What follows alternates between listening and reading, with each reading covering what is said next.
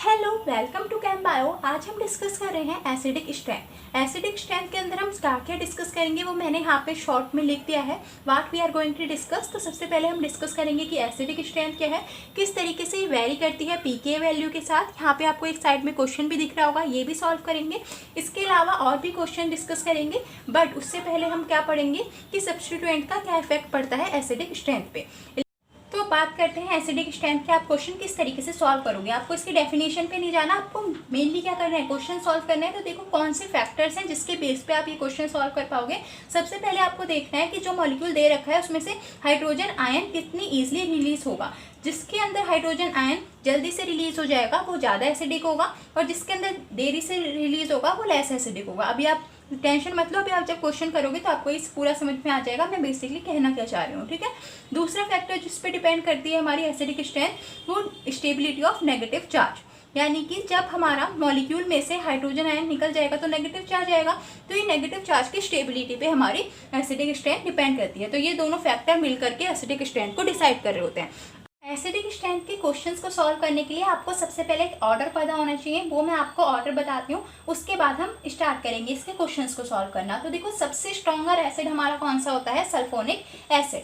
सबसे stronger acid कौन सा है, सल्फोनिक एसिड। अब ये ऑर्डर किस तरीके से अरेंज किया है वो एक्सप्लेन करूंगी, बट पहले इस ऑर्डर को लिख लो। इसके बाद होता है हमारा कार्बोक्सिलिक एसिड, ठीक है। इसके बाद हमारा कार्बोनिक एसिड जिसे क्या बोलते हैं H2CO3। इसके बाद हमारा आता है फिनॉलिक एसिड। फिनॉल पे से अगर हम हाइड्रोजन को रिमूव कर दें तो ये हमारा क्या होता है, फिनॉलिक एसिड। इसके बाद हमारे आते हैं अल्कोहल इस तरीके से, और अल्कोहल के बाद एंड में हमारे आते हैं टर्मिनल एल्काइन। यहाँ पे लिख देती हूँ ताकि आपको विजिबल हो पाए, टर्मिनल एल्काइन। ठीक है, तो ये आपका ऑर्डर रहता है एसिडिक स्ट्रेंथ का। अगर आपसे कोई पूछ ले कि कार्बोक्सिलिक एसिड या फिर कार्बोनिक एसिड में से कौन सा स्ट्रॉन्गर एसिड है, फिनॉल या अल्कोहल, ये काफ़ी कॉमन क्वेश्चंस होते हैं, तो ये आपका ऑर्डर रहेगा। अब देखो किस तरीके से इसे एक्सप्लेन करेंगे। सबसे पहले अगर हम बात करें सल्फोनिक एसिड की तो हम इसे इस तरीके से रिप्रेजेंट करेंगे। ये हो गया हमारा सल्फोनिक एसिड, है ना।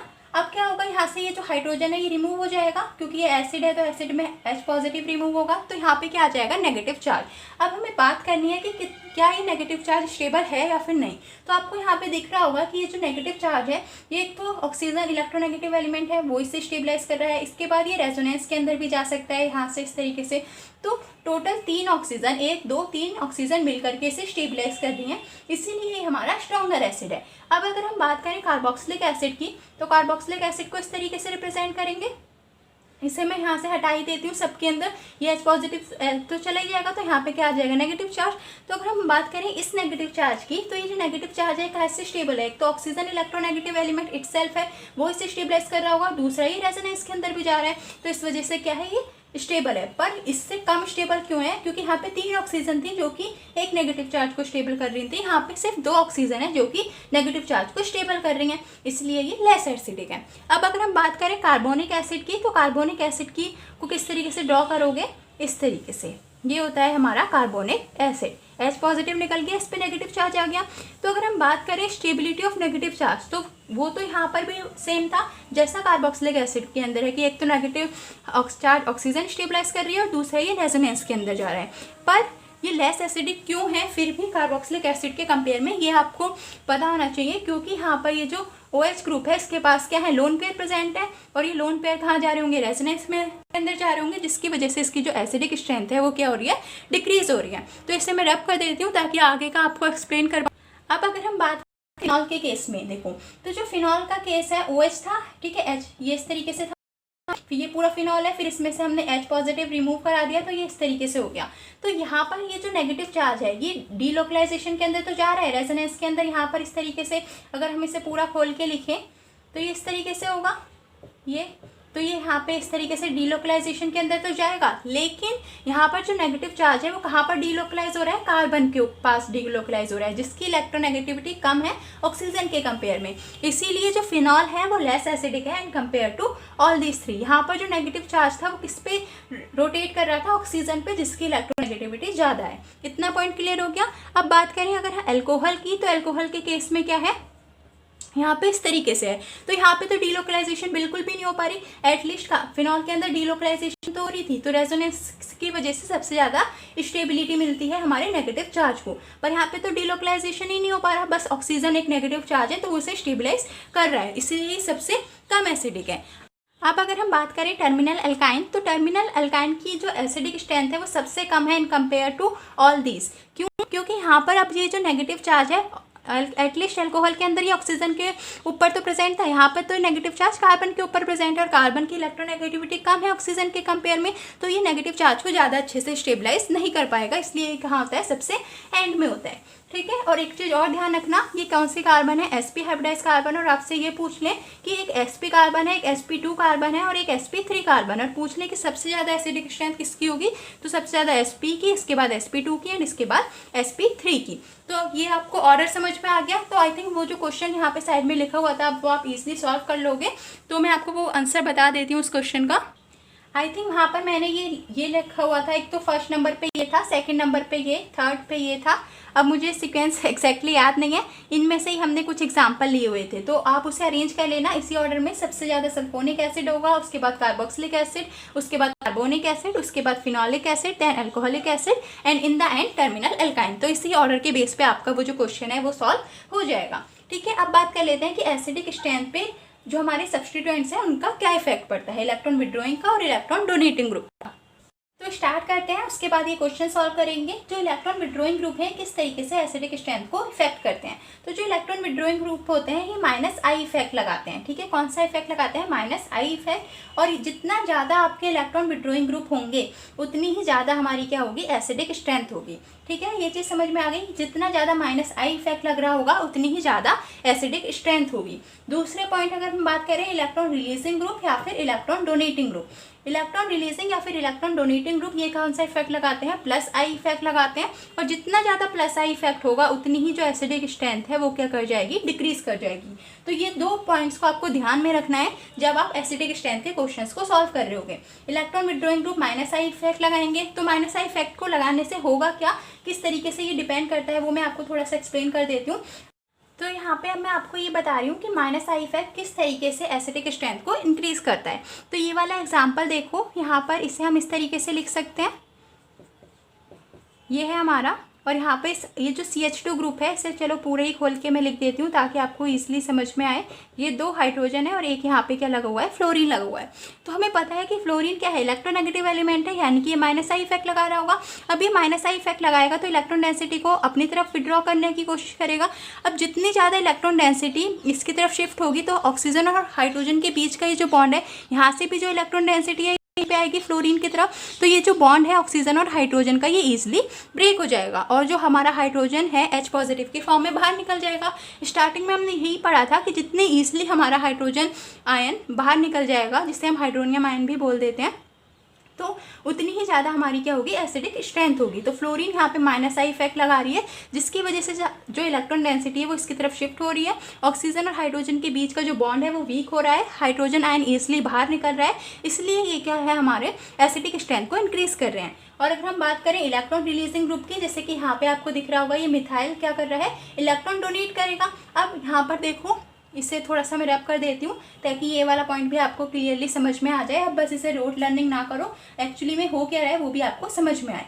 तो इसे हम इस तरीके से लिखेंगे, ठीक है, ये हो गया हमारा ये वाला एग्जाम्पल। तो इलेक्ट्रॉन रिलीजिंग ग्रुप का ये एग्जाम्पल है, क्योंकि यहाँ पे ये जो हमारा CH3 ग्रुप है ये +I इफेक्ट की वजह से इलेक्ट्रॉन डेंसिटी डोनेट करेगा, तो ये यहाँ से जाएगा इस तरीके से, यहाँ पर भी आएगी। अब क्योंकि यहाँ पर इलेक्ट्रॉन डेंसिटी ऑक्सीजन और हाइड्रोजन के बीच में बढ़ चुकी है, अब जब इलेक्ट्रॉन डेंसिटी यहाँ पर बढ़ जाएगी तो ये हाइड्रोजन आयन तो इसलिए रिलीज ही नहीं हो पाएगा। ये कब रिलीज हो रहा था, जब ऑक्सीजन इलेक्ट्रॉन डेंसिटी को अपनी तरफ खींचे, तब तो वो रिलीज हो जाएगा इसलिए, पर अब तो और इलेक्ट्रॉन डेंसिटी यहाँ पर आ गई तो वो इसलिए रिलीज ही नहीं हो पाएगा।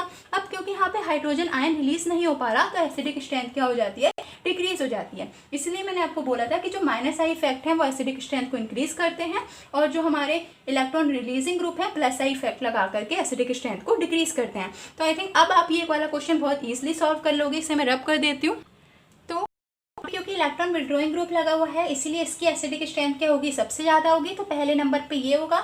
उसके बाद इन दोनों में हम कैसे कंपेयर करेंगे, यहाँ पर तो कोई भी इलेक्ट्रॉन रिलीजिंग ग्रुप नहीं है और ना ही इलेक्ट्रॉन विड्रॉइंग ग्रुप है, पर यहाँ पे इलेक्ट्रॉन रिलीजिंग ग्रुप है जो कि एसिडिक स्ट्रेंथ को डिक्रीज कर रहा होगा। तो ये थर्ड नंबर पे आ जाएगा और ये सेकंड नंबर पे आ जाएगा। तो सबसे ज़्यादा एसिडिक ये होगा फर्स्ट नंबर वाला, देन ये सेकंड और ये थर्ड नंबर पे। तो अगर चलो मैं इसे लिखी अरेंज ही कर देती हूँ तो ये सब ऑर्डर हमारा इस तरीके से रहेगा, ठीक है।